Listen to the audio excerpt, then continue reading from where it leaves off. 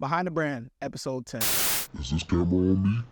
I hope so. So welcome back to the Half a Day Show and Happy New Year. Today we got another installment of Behind the Brand, and joining me, we have owner of the most creative and colorful Instagram page, stylist, creative director, wearer of many hats. Please welcome Zacharina. I'm gonna plug some claps in, but I'm happy to have you joining me here on the show today, and I'm really excited to highlight your brand, your story, and what you got going on. So thank you for joining us. Thank you for having me. So I got a bunch of questions for you. But before I get to that, could you just give us a little background about, where you're from, what you're doing, how you got here? And then I'm gonna ask my questions. Of course. So, as you know, my name is Zacharina, but the brand that I'm associated and building is The Money Styles. I actually started in my grandmother's basement doing photo shoots from scratch with things that I got from the thrift store. I was actually on that wave of reselling before any of the resellers really started. Right. Yeah, I was definitely a part of that. And I got into art and everything ever since I was a kid, honestly. I would say that it mainly comes from my dad.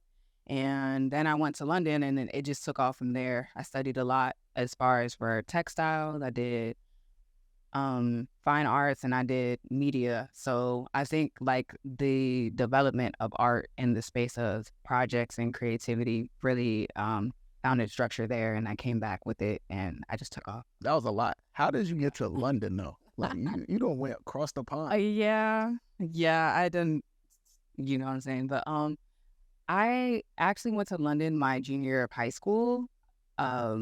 It was random. It was not planned. But yeah, while I was there, I took into a lot of stuff. I got a lot of cultural shock, I would say. London's very great, but it's cool. Everybody wants to be a UK gal now, but like it wasn't like that when I was there. Everyone was like, "Oh, you're in Ireland? Like, please." It's not funny. Yeah, literally. But I would say that it was really cool getting to see different cultures. They have a lot of like Jamaicans over there. I didn't really get to associate with Nigerians when I'm here, but there were like a lot of Nigerians and just people from different cultures. So yeah, it was pretty cool studying out there. Wow, you're starting off hot though. I'd be remiss if I ain't talk about the outfit real quick. Oh. You got that shit on. Oh, do I? You do. Tell us about your outfit just for today. Okay, yeah. So there's this brand that I love, like with all my heart, called Charles Keith. So I have them on the shoes. I got these socks from a site named Attica. I felt like it needed a little contrast. I actually got this from Boohoo, but it was originally pants. I sewed it into a skirt. And then I got this top from Forever 21 because I'm a Libra and I always rep me, which is also on my necklace. I have an M for my mom. Her name's Marie, and then my name, and then Libra. I really rep. Yeah, big Libra. Yeah. And then I have a black-owned bag from Brandon Blackwood. Oh yeah. Yeah. I love it. Thank you. You missed one detail though. The pins in your hair. Oh yeah. Yeah. I just have to bring the black and white vibe all throughout. The color's all the way down. I don't know. So that's the first detail we get into, intentionality though. Yeah. Would you say that's an important piece of like your personal style? I would say that, yeah. I feel like I pretty much develop how I'm going to go about my outfit from like a statement piece, as I was discussing with you earlier, yeah. Like if I really want to wear something, I'm going to start with that item I really want to wear and build my outfit around that. So what's the statement piece for today? I would say the statement piece for today was really my shoes. Oh yeah, that's a big statement. I don't know if they can see it though, but yeah, we're gonna piece a picture at up at it. Yeah, but they're really my shoes. I would say the socks and shoes is really a moment for me right now. Oh no, it's big. Yeah. It's big. It's big. So when you think about fashion, what's the first thing or person that comes to mind? Yeah, they're simple, but it's always gonna be a Rihanna for me. I love Rihanna. Yeah, I love her. I love Rihanna. Rihanna just does things on like yeah. I just really love Rihanna. She has so many moments on the red carpet, or even just like walking in the streets of New York or wherever she's at. I feel like she's always creating moments. And then I also have other people that I'm watching. I love Shay, like the basketball player. Yes, like, yes. I love his style. I love men's fashion right now. Men's fashion, I feel like, is in a really came a long way. Yeah, like I feel like it's in a space where men can actually like really get into like their personal style as opposed to like being so closed off and wanting to fit in. I feel like a lot more men want to actually stand out now. when it comes to fashion. I really appreciate that. Oh yeah, there's a lot of people that are really well dressed. I like the examples you used though. You said Rihanna and Shay. Give it. Yeah. So if I could back up then to some of your titles, what does it mean to be a creative director? And is that the first thing you would describe yourself as, or is there something that's more prominent as, for you and your branding? Yeah, I would say that, I do stand by creative direction, because creative direction is basically leading the way of a creative project, and just putting together the pieces and how you come together on a whole scale of a project, I would say. Yeah. Like, because I have so many hats and I know so many things, I feel like with creative direction, I can dibble and dabble in several different areas to make a whole picture come together. Because for creative direction, you have to know a lot of avenues of creativity in order for you to actually like establish the project and get it done. I like that. Mhm. So what would you say is your favorite part about doing that? I would say my favorite part about doing it is when you finally see it come together in the execution phase. Yeah, like just seeing how the creatives that you brought together, like a stylist, the photographer, the videographer, you might have someone who does set design. You'll have somebody who's in the marketing, all these avenues, a graphic designer. You don't know what you're going to need in order to get the complete vision. But once you see the complete vision from when you started from scratch, that's like my favorite part. And then just seeing all the creatives actually interact with each other really gives me like a sense of joy and purpose, because I feel like I was put here to connect those people. So would you consider yourself a curator as well when it comes to like, creating creative spaces for others to, network, intermingle, and, actually create something together? Would you call yourself a curator as well? I would say that. Yeah, for sure. So could you speak on, broadly what the importance of creative networking is? Because, here in the DMV, it really seems like either you have to know somebody in order to get in those spaces where they're at, or it's not there at all. Yeah. Do you agree or disagree? I would say that I agree, but it's changing.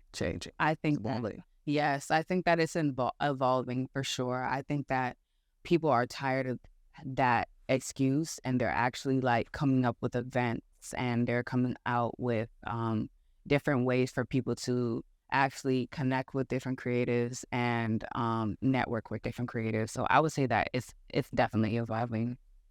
I like that though. So we're going to take a slight change real quick, because we got to highlight your Instagram. That's an important part of, branding. We started top down though. You got one flag in your bio, Sierra Leone. Yeah. Could you talk about how your heritage, has an impact or affects like your personal style, branding, how you go about creative direction? Mm-hmm. What is the influence of your home country and, where you grew up and your background? How does that play into everything? It's a loaded question. It's like 4 in 1. No, that's a really good question. I would say that my culture really plays into the family aspect, and just really that bonding that you have to have and understanding of people and where they come from. I feel like that plays a big role in how I go about just connecting with other creatives and seeing people for where they are and where they could. I would say another thing is the colors. Like, I feel like when it comes to Black people or African Americans or Africans, wherever you associate, we really invest ourselves in colors. We're very colorful. If you go back into the country of Africa, Nigeria, Ghana, wherever, there's always like really big colorful color palettes, patterns that are associated in the clothing, and I really enjoy color. So like, it's funny because my friend Jet was actually saying that I was like way too colorful when I had like my first outfit on. Let him know. But anyway, but I no matter the season, I feel like even though I'm in black and white today, but I feel like patterns bring it together. Patterns. If it's not a color, it's a pattern for me. So or texture. Yeah, texture, exactly. Yeah. Exactly, Would you say that as a designer as well, do you take inspiration from, African textiles or African color schemes and patterns? I wouldn't say that I actually take inspiration from that a lot. I would say that I actually take inspiration from life and emotion. You jump our question again. Keep going though. Keep going. Yeah, no problem. But I would say that like when it comes to designing and stuff, it definitely is from life and emotions.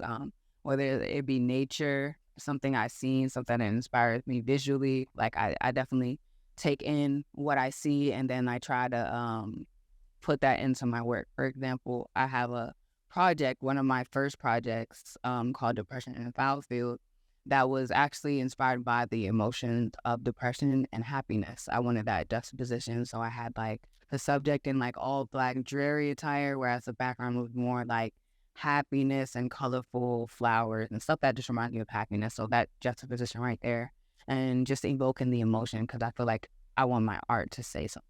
So when people look at your page, when people look at Zacharina.a, what do you want them to see? What do you want them to gain from it before they leave?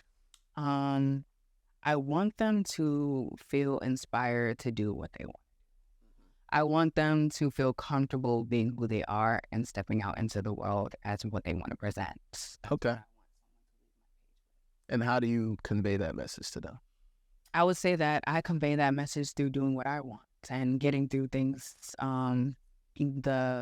doing my DIYs, making things happen out of nothing. I call my community now the genies because, yes, I call them my community genies because that just, it signifies people who make it happen out of like nothing. So I've made things that happen from having no car, because I don't have a car currently, to like making shoes with other shoes that I've had and materials that I've had just leaving lying around the house. If I didn't have an outfit, I'd make the outfit. Like, I don't really let myself succumb to my circumstances. I would say that I pretty much use all the resources that I have and I apply it to my situation, and I just use my like critical thinking to see how I can get it done to the best of my ability. So I want people to feel inspired to just push through the bad times and know that in the end, you'll get the results that you want with faith and effort. So earlier you said that you draw inspiration from life. So would you agree with the statement that life imitates art or art imitates life? Which one resonates more with you? I feel like art imitates life because, and this is where I get into AI. Okay.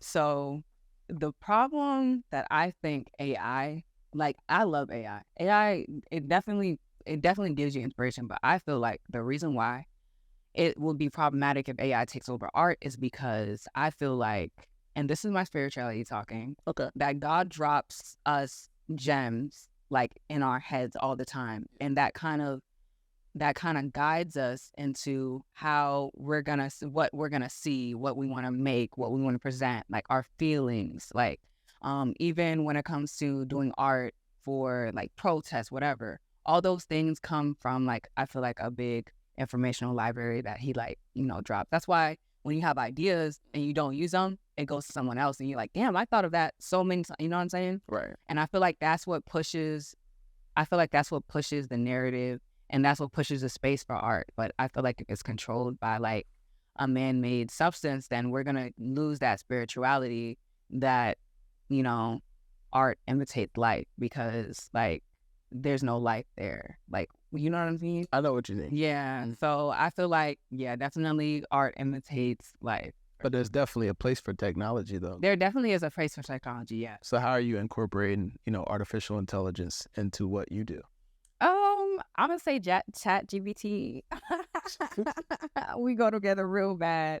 I'd say that I'm really good when it comes to like drawing, visual, all that. When it comes to just getting language and writing right, I feel like I fall short. So, in terms of like Chat GPT, I feel like that like allows me to write resumes, job descriptions, project charters, creative briefs, drafting outlines, all of those things for certain things that I want to get done, because I don't have somebody who's better than me at it, or that someone who had the experience in it. I can just ask ChatGPT and they give me the general understanding or overview of it, and then I can just incorporate it into what I'm going to go back to, your creative direction, and then we'll go into a little bit about Z Money Styles. As a creative director, what would you say is the most challenging thing that you experience or you have to face?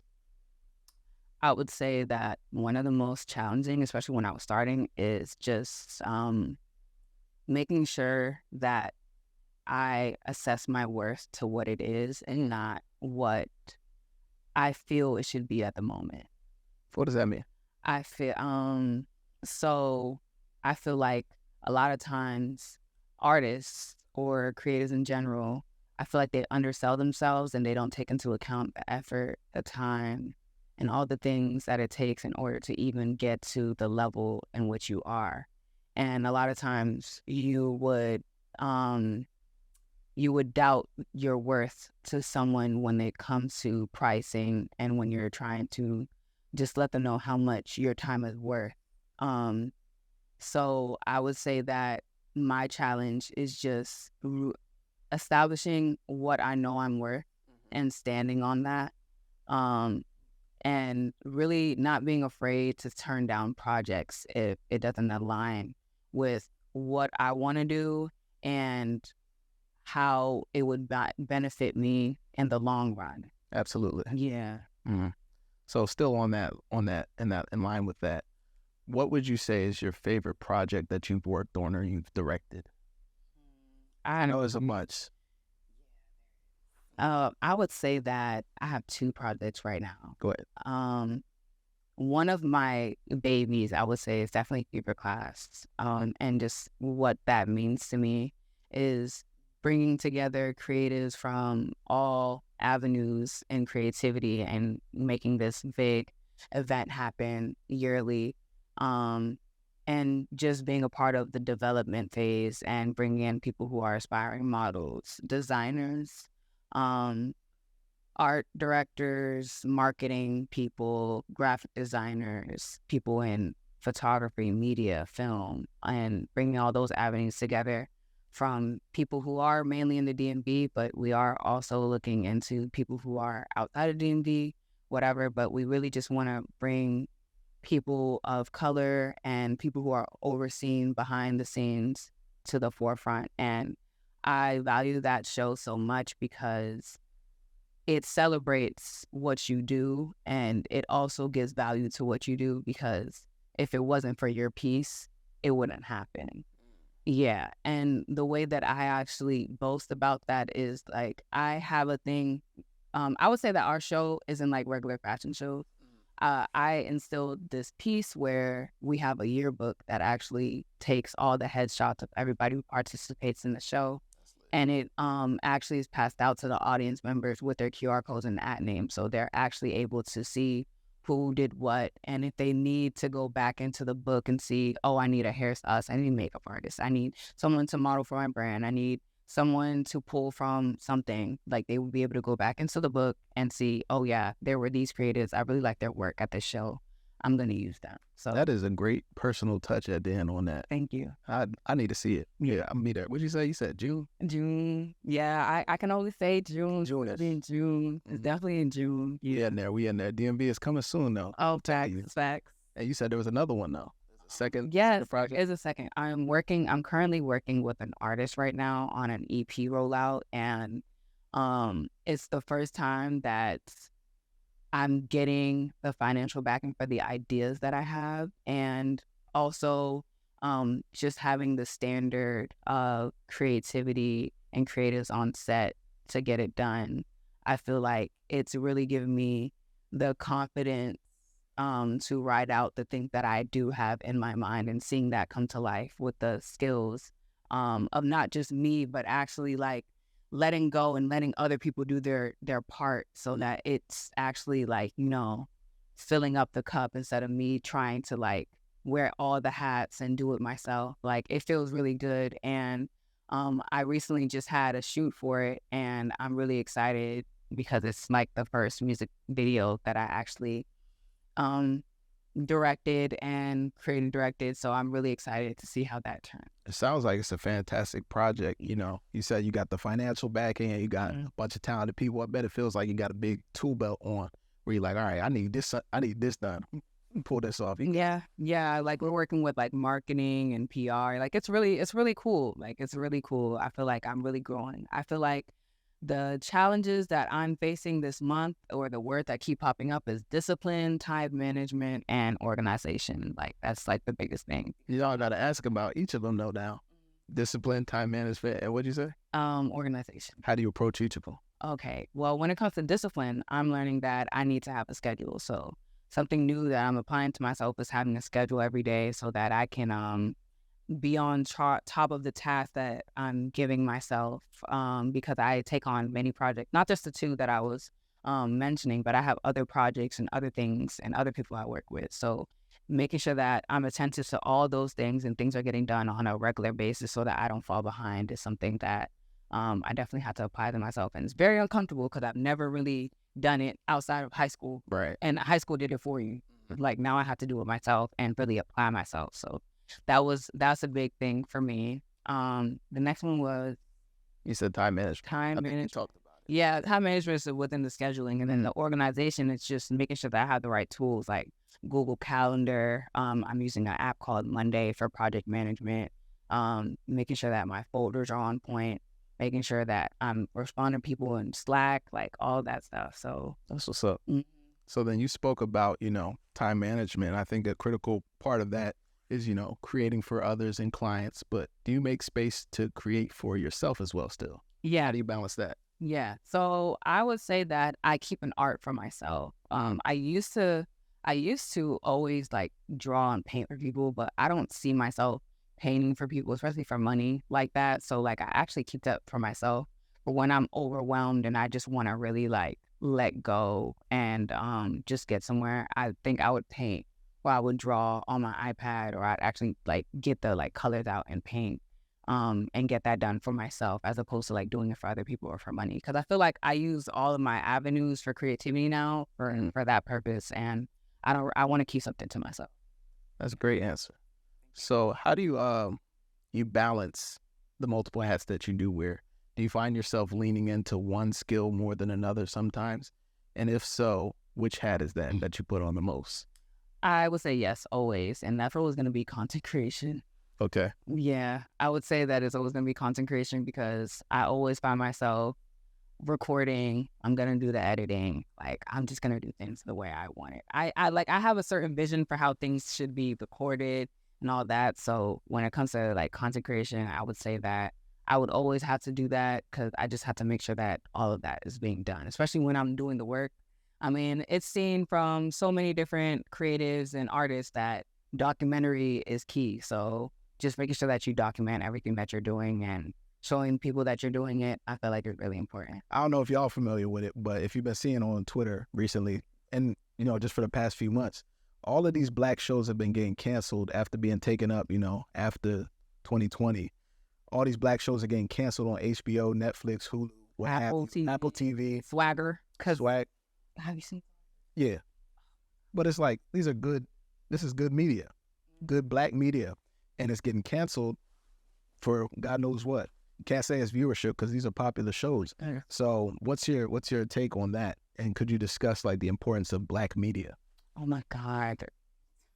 Yo, I would say that I really wish we had our own news, our own channel, our own everything because media is so powerful and we used to have it at one point and then it just like BT isn't black owned anymore. I mean, there's O Network, but like is Oprah like, it's controversial. Right. Then there's Tyler Perry and like, Tyler Perry, but at the same time, Tyler Perry takes all the jobs. Yeah. You know what I mean? And let's get into like Taraji talking about how she's never really paid her worth.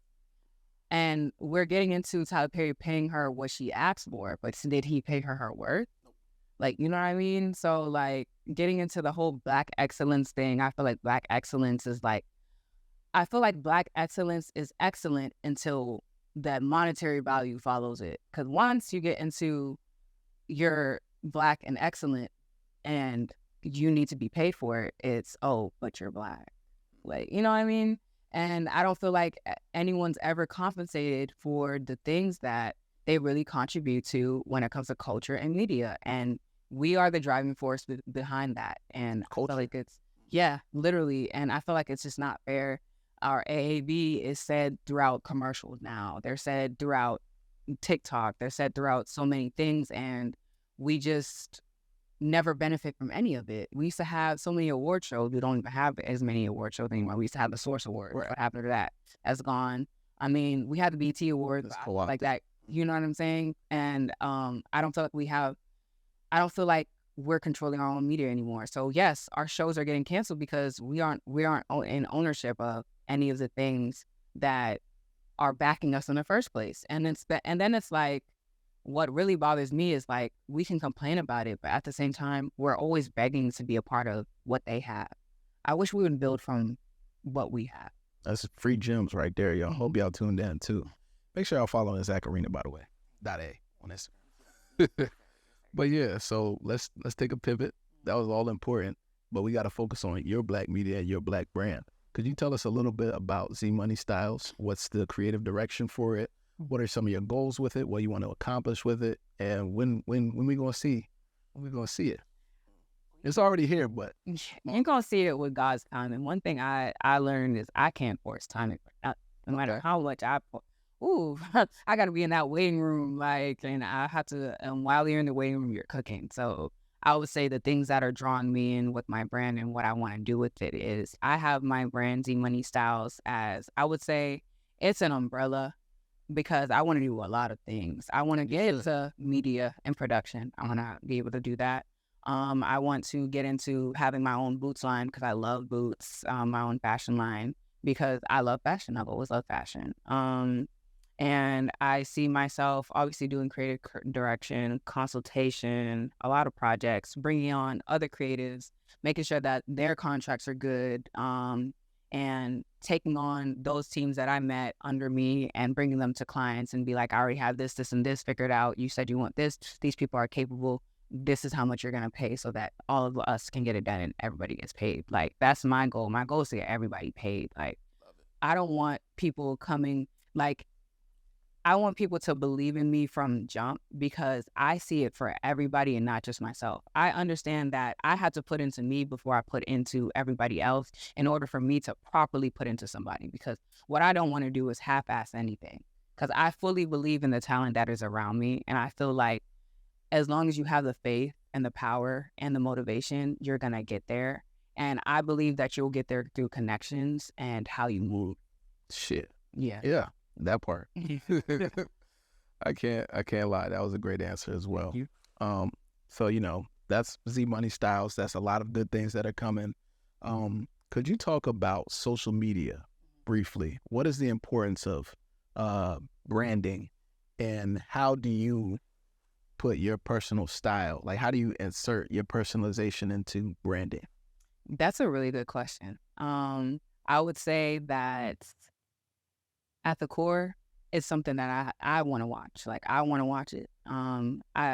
Someone who really inspires me when it comes to branding is my friend Kristen. Okay. Especially, Style by Cam. Shout out her. So recently, she actually put in my face that I really need to invest in personal branding, especially when it comes to like social media.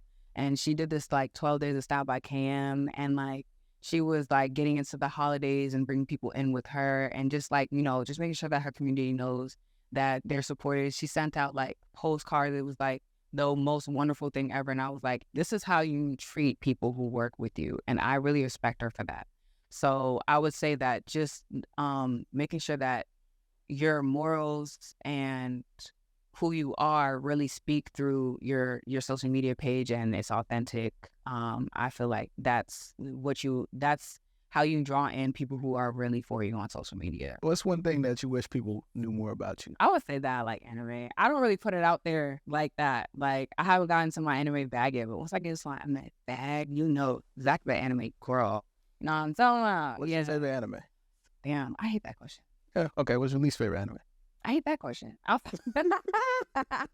Okay, I would say, what is my least favorite executed anime? That's a better, because I read manga and I watch. She in there? Yeah, I'm in there. So one, Promise Neverland. Oh,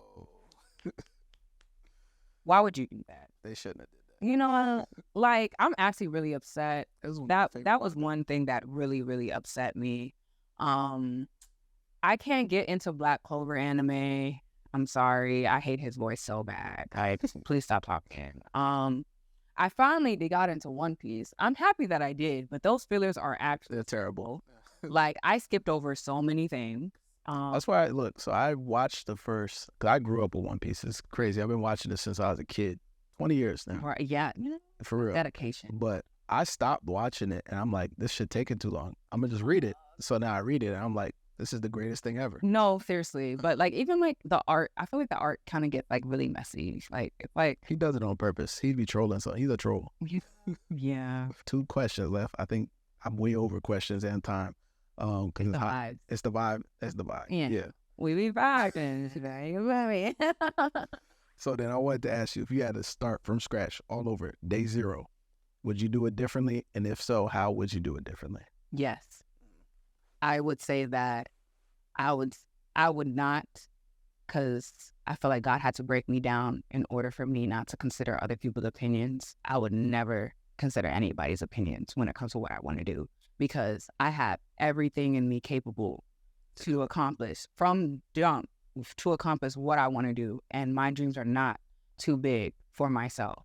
I'm given every skill possible, and he's worked me. But I know I understand that in order for me to even give you this version of myself, I had to get through all the stuff before. So yeah, but it definitely would be to not consider other people's opinions, and let that really sink into what my personality is and how big I can. Oh, yeah. And she's a star, y'all. 100%. Sure. So you spoke on your dream. Yeah. What's your biggest dream? And tell them and me and my guy over here. Tell everybody. What's your biggest dream? And how far off are you from it? See, I don't think Tell us. I feel like your dream can't end ever. I feel like your dream has to be your why. And my why is to put people on behind the scenes who look like me, talk like me, people of color, women, people who are overlooked behind the scenes. I want to put them in positions and places that they see for themselves, but they just need a little help. And that's what pushes me every day in all avenues, whether that's in groceries, because I eventually want to have my own grocery stores, and like the food deserts, like I want to have Black-owned grocery markets with Black farmers and things like that. Whether that's in technology, things that can help people who are prone to sickle cells, because my cousin, she has sickle cells, and it's mainly affecting, well, it's not mainly affecting the Black community, but it affects the Black community in a really big way. Like, just putting on for people behind the scenes, having our own media, our news, like, speaking with people like you, getting them on platforms that they deserve to be seen at. Like, that dream is too big for it to ever stop with me. It includes so many other people. Yeah, it's called Keep On Going. Yeah. Ladies and gentlemen, days and dumbs, Zacharina.A. I appreciate you so much for coming on the show. Where can the good folks find you at social media? Shout yourself out, talk yourself up, please. Okay. So you can find me on TikTok at Zacharina.A. You can find me on Instagram at Zacharina.A. I also have my own creative page at z.moneystyles on Instagram. I have my own YouTube that I have yet to post a video on. Please get on my ass about it. But it is at Z Money Styles, actually. Yeah. It's at Z Money Styles on YouTube. But yeah, like I'm definitely, that's another goal of mine, even to get into YouTube. But yeah, that's me. That's where you can find me. I'll be out here. Make sure y'all follow her, support her. And you got fashion show coming up, Z Money Styles coming up. Make sure y'all check it out and invest in Black businesses, please. But as always, this has been the Half a Day Show, bringing you education, entertainment, and everything in between. See y'all when I see y'all.